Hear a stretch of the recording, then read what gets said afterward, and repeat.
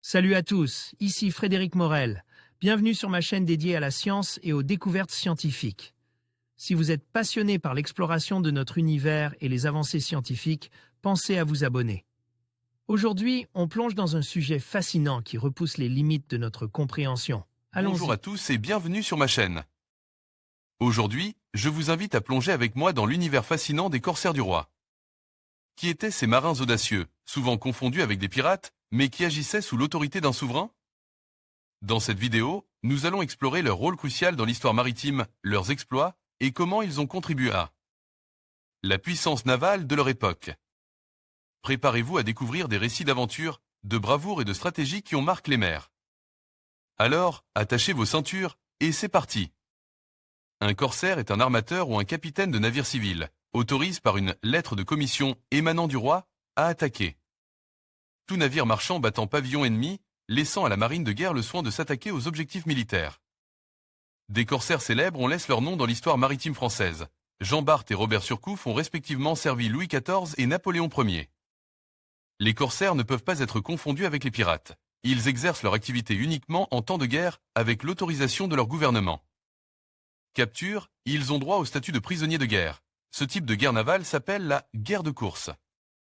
Le corsaire du roi n'est pas un pirate. Le mot « corsaire » est utilisé dès le début du XVIe siècle, à cause du terme « pirate », ce qui prête à confusion. Les corsaires sont des civils mandatés par le roi ou l'État. Ils combattent les navires de commerce sous pavillon étranger, avec un statut équivalent aux militaires, sans être rattaché à un état-major de la marine royale. Les corsaires respectent la vie de l'équipage et ses biens personnels. Seul le navire et sa cargaison font l'objet d'une prise. Une enquête doit établir si la prise est légitime et le bien est rendu dans le cas contraire. Les corsaires attaquent très rarement les navires de guerre et subissent peu de pertes humaines. Entre 1692 et 1763, on estime que 0,6% seulement des équipages de navires corsaires sont morts au combat. Combat de la corvette française d'Amembert contre la frégate anglaise Lily en juillet 1804 par Jean-Baptiste Durand-Bragé vers 1850. Musée des Beaux-Arts de Bordeaux. Wikimédia Commons, domaine public. La guerre de course, elle apparaît au Moyen-Âge lorsque les armateurs obtiennent le droit de représailles pour leurs navires pilles. Cela consiste généralement à s'emparer d'un bien équivalent à celui qui a été perdu. La guerre de course est souvent utilisée pour pallier l'insuffisance de moyens vis-à-vis d'un adversaire disposant de la suprématie navale. C'est un système très avantageux pour l'État. L'armement du navire corsaire est à la charge de l'armateur et le gouvernement reçoit une partie de la revente du butin. Et c'est l'armateur qui paie la rançon lorsqu'il y a des marins corsaires prisonniers. Les Français vont adopter cette stratégie de guerre de course contre les Anglais durant les guerres maritimes du XVIIIe siècle. Notamment au cours de la guerre de succession d'Autriche, 1740 à 1748, et pendant la guerre de 7 ans, 1756 à 1763. La course apparaît alors comme une activité de survie pour les ports de commerce français et les corsaires remplissent des missions que n'assure plus la marine royale. Combat de la Confiance, navire corsaire de Robert Surcouf, contre le Kent anglais en octobre 1800, par Ambroise Louis Garneret vers 1850. Musée d'histoire de Saint-Malo. Wikimédia Commons, domaine public. Une réglementation très stricte. Les corsaires font la guerre dans un but commercial. Ils concluent un contrat appelé « chasse-partie » quelques jours avant le départ, avec des indications sur la destination et l'objet de l'expédition. Il est nécessaire d'avoir reçu une lettre de marque ou lettre de commission du roi pour attaquer les navires ennemis. Cette autorisation s'arrête avec la fin du conflit. L'équipage vainqueur est envoyé sur le navire saisi avec pour mission de le ramener à bon port pour revendre le bateau et sa cargaison. Débarquer les prisonniers et proposer à l'armateur du navire saisi la libération de son équipage contre rançon. Il est obligatoire de respecter la vie des prisonniers. Les effets personnels des marins ennemis et des passagers ne font pas partie du butin. Des selles sont posées sur les coffres et malles des prisonniers.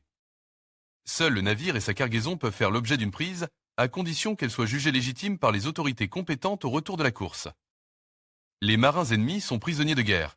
Ils peuvent être libérés ou échangent contre rançon à la fin de hostilités.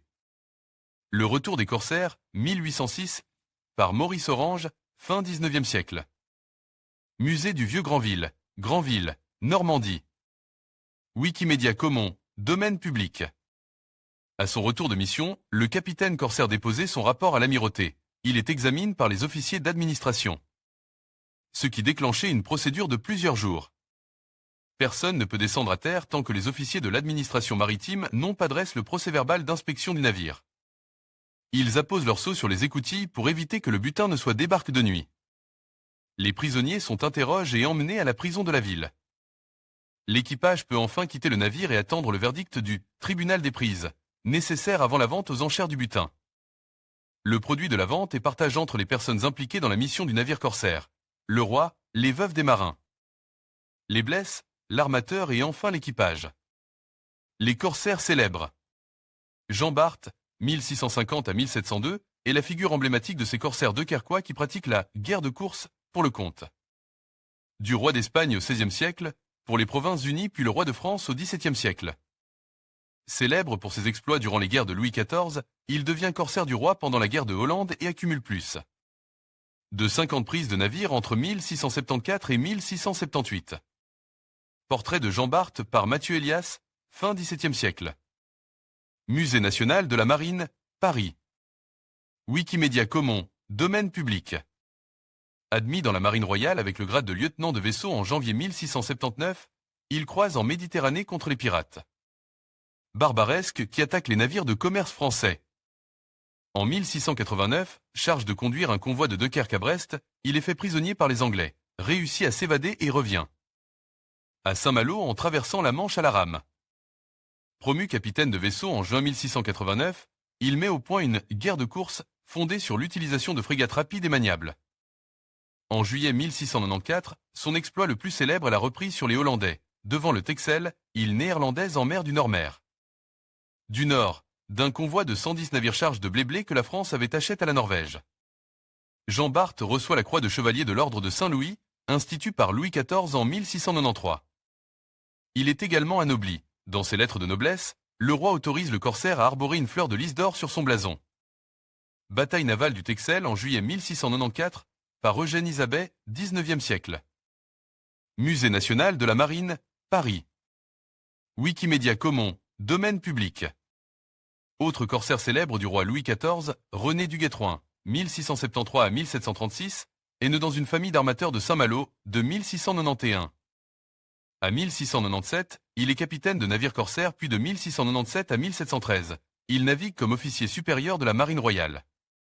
Ses mémoires permettent de mieux comprendre les enjeux de la guerre navale au tournant du XVIIIe siècle. Sa carrière se déroule sur les deux dernières guerres de Louis XIV, la guerre de la Ligue d'Augsbourg, 1689 à 1697, et la guerre de Succession d'Espagne, 1702 à 1713. Ce sont deux conflits d'envergure mondiale dans lesquels le Royaume de France doit soutenir un immense effort militaire face aux deux grandes puissances navales hollandaises et anglaises. Le régent Philippe d'Orléans nomme du Guestroin au conseil d'administration de la Compagnie des Indes en 1723 et en 1728, il devient lieutenant général des armées navales et commandeur de l'ordre de Saint-Louis. Portrait de René du Guestroin par Antoine Grincourt, vers 1730. Musée national de la Marine, Paris. Wikimédia Comon, domaine public. Citons également le malouin Robert Surcouf, 1773 à 1827, promu capitaine corsaire à 20 ans pour le compte de la Première République française. Il harcelait les marines marchandes et militaires britanniques, en mer du Nord, dans l'Atlantique et dans l'océan Indien. Il est fait chevalier la Légion d'honneur en juin 1804, par Napoléon Ier. Il devient l'un des plus puissants armateurs de Saint-Malo. Le corsaire Surcouf repart en mars 1807, à la barre du Revenant, multipliant les prises et devenant la terreur du commerce britannique dans l'océan Indien. Dernier navire-arme pour la course par Robert Surcouf en 1813, le Renard a fait l'objet d'une réplique exacte, lancée en mai 1991, par la ville de Saint-Malo. Navire et le Renard, réplique du cotre corsaire de Robert Surcouf de 1813. Photo Eugène Ledroff. En conclusion, les corsaires du roi ont joué un rôle essentiel dans l'histoire maritime, alliant bravoure et stratégie au service de la couronne.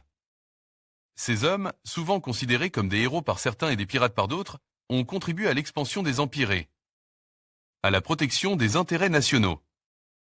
Leur héritage perdure dans la mémoire collective, rappelant l'importance de la mer dans les conflits et les échanges du passé. Merci de nous avoir accompagnés dans cette exploration des corsaires du roi.